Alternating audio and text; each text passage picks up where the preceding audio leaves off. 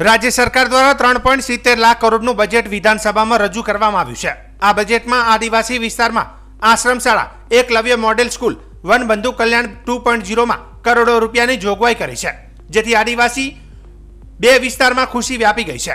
ત્યારે રાજ્યની 69 નગરપાલિકાઓને અપગ્રેડ કરવામાં આવશે, જેમાં નર્મદા જિલ્લાની એકમાત્ર રાજપીપળાની નગરપાલિકાને અપગ્રેડ કરવામાં આવનાર છે।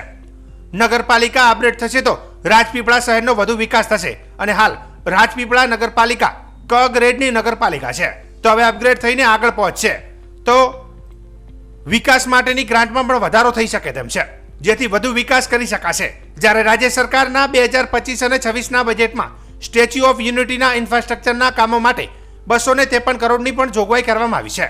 નર્મદા યોજના માટે 5,979 કરોડની જોગવાઈ પણ કરવામાં આવી છે। ગુજરાત સરકારનું આ જે બજેટ છે તે બાબતે તમારી શું પ્રતિક્રિયા છે? ખાસ તમારા વિસ્તારની વાત કરીએ તો નર્મદા જિલ્લામાં કયા કયા એવા નવા જોગવાઈ કરવામાં? સ્ટેચ્યુ ઓફ યુનિટીની અંદર 253 કરોડની જે આ બજેટની અંદર જે જોગવાઈ કરી છે એ બજેટ થકી ઇન્ફ્રાસ્ટ્રક્ચરનો સુવિધાઓ, પ્રવાસીઓ જે આવશે એ પ્રવાસીઓને ભૌતિક સુવિધા મળી રહી। તદુપરાંત આ વિસ્તારની અંદર આદિવાસી વિસ્તારની અંદર રોજગારીની તકો પણ ઉપલબ્ધ થશે। વધારે પ્રવાસીઓને સુવિધા પણ મળે। આદિવાસી વિસ્તાર છે અને જે રોજગારીની આ સમાજને જે જરૂરિયાત છે, વિસ્તારને જે પ્રશ્નો છે એ પણ આ જોગવાઈ થકી પ્રોબ્લેમ સોલ્વ થશે। આશ્રમ શાળાની અંદર જે બજેટની અંદર વધારો કરવામાં આવેલો છે એ માટે આદિવાસીના છેવાડાના વિદ્યાર્થીઓ જે આશ્રમ શાળાના અભાવે ભણી નતા શકતા, તો વિદ્યાર્થીઓને સુવિધાઓ મળશે અને નવી આશ્રમ શાળાઓ બનશે। એકલવ્યની અંદર પણ જે બજેટમાં વધારો કરવામાં આવ્યો છે, વિદ્યાર્થીઓને આ બજેટ ખૂબ ઉપયોગી થશે અને આદિવાસી વિસ્તારની અંદર શિક્ષણનો ખૂબ વ્યાપ વધશે સમાજની અંદર। એટલા માટે હું આ બજેટને ખૂબ આવકારું છું। રાજપીપળા નગરપાલિકાને અપગ્રેડ માટેની જોગવાઈ કરવામાં આવી છે બજેટમાં, શું કહેશો તે બાબતે? સૌપ્રથમ તો અમે માનનીય મુખ્યમંત્રી શ્રી તેમજ ચૂંટાયેલા તમામ પ્રતિનિધિઓ, ધારાસભ્યશ્રીઓનો સૌનો અમે ખૂબ આભાર માનીએ છીએ। નવા અપગ્રેડેશનમાં નગરપાલિકાઓ જે લીધી છે એમાં અમારી રાજપીપળા નગરપાલિકા પણ સમાવવામાં આવી છે, એ બદલ અમે સૌનો આભાર માનીએ છીએ। અને નવા અપગ્રેડેશન થવાથી નગરપાલિકાનો વિસ્તાર વધશે। નગરપાલિકાનો વિસ્તાર વધવાથી બીજા અમારે જે કોઈ નવા પ્રોજેક્ટો લાવવાશે એ નવા પ્રોજેક્ટો લાવવાશે। નવા પ્રોજેક્ટોથી રાજપીપળાની જનતાને તો ફાયદો થશે, ઉપરાંત જે નાની મોટી રોજગારી કરીને કમાય છે એ લોકોને બી રોજગારી પણ મળશે। એટલે અમે આ ખરેખર નિર્ણય આવકારીએ છીએ।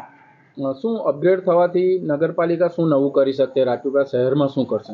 રાજપીપળા શહેરમાં ઘણા બધા પ્રોજેક્ટો નવા થયા છે, જેમ કે અમે જે મોટી સિટીમાં પણ તમે જુઓ છો કે આવાસ માટે જે આપણે જાતે સરકાર પોતાનો આવાસ ઊભો કરે છે જગ્યામાં અને ઘરો બનાવીને જે સરકાર આપે છે એ પ્રમાણે અમે વચ્ચે વિચાર્યું તો પ્લાનિંગ હતો અમારો, પણ એવું રાજપીપળા પાસે નગરપાલિકા પાસે પૂરતી જગ્યા નથી કેવું કરી શકે। તો આપણે આ એક એવો પોઈન્ટ છે કે આપણને જો પૂરતી જગ્યા મળશે તો જે ઘર વિહોણા લોકો છે એમને માટે જે આપણે ઘર માટે જે સરકારની યોજના છે એનો બી લાભ અપાવી શક્યું છે। બીજા ઘણા પ્રોજેક્ટ છે જે રિવરફ્રન્ટ છે, રિવરફ્રન્ટ માટે બી અમે પ્લાનિંગ કરી છે, પણ એવી નગરપાલિકા પાસે પૂરતી જગ્યા નથી કે વિસ્તાર નથી। આ બધું વધવાથી આપણે આજુબાજુના વિસ્તારોનું વધશે તો બીજા પ્રોજેક્ટો પણ વધશે અને નગરપાલિકાની આવક પણ વધશે। અને આપણે સૌ જાણે છે કે નગરપાલિકાની પણ એવી પૂરતી કોઈ આવક નથી, તો નગરપાલિકાની બી આર્થિક આવક વધશે અને લોકોને પણ ફાયદો થશે। એટલે આ નિર્ણય અમે ખૂબ આવકારીએ છીએ।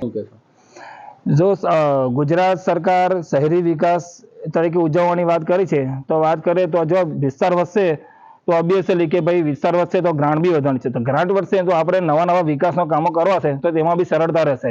અને આપ સૌ જાણો છો કે ભારતીય જનતા પાર્ટી અને મુખ્યમંત્રીશ્રીનો એક નિર્ણય છે કે જે છે કે ભાઈ છેવાડાના માનવીનો વિકાસ થવો જોઈએ, તો છેવાડા માનવી સુધી કેવી રીતે પહોંચી શકાય તેની માટે આ ઉત્તમ તક અમે રાજપીપળા નગરપાલિકાને મળવાની છે।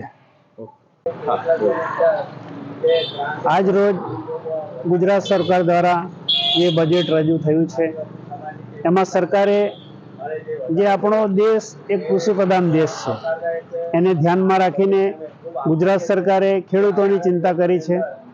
પહેલાં ખેડૂતોને મત્સ્ય ઉદ્યોગનો ધંધો કરવો હોય ત્યારે તેઓને જમીન એને કરાવવી પડતી હતી, પરંતુ આ વગર એને કરાવ્યા વગર એ જ જમીનની અંદર મત્સ્ય ઉદ્યોગ કરે એના માટે ગુજરાત સરકારે એમને મંજૂરી આપી છે.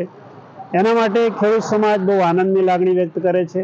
તેમજ કૃષિ ક્ષેત્રે જે ઘણા જ ઊંડાણના ગામોની અંદર વીજળીની સમસ્યા હોય છે ત્યાં સૌર ઉર્જા દ્વારા સોલર દ્વારા ખેડૂતોને વીજળી મળી રહે અને ખેડૂતો સારી ખેતી કરી શકે એના માટે આ સરકારે ચિંતા કરીને બજેટની અંદર જે વધારો કરેલો છે એના માટે આદિવાસી સમાજ આનંદની લાગણી વ્યક્ત કરે છે અને ગુજરાત સરકારનો આભાર માને છે.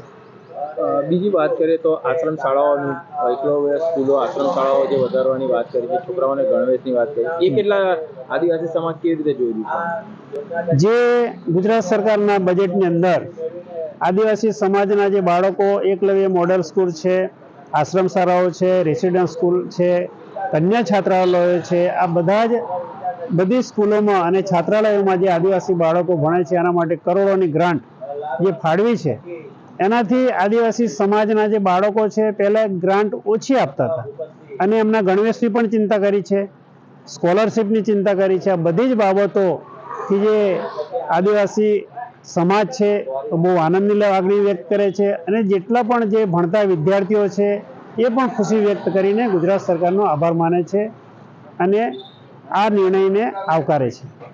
નામ તો રાજુભાઈ વસાવા.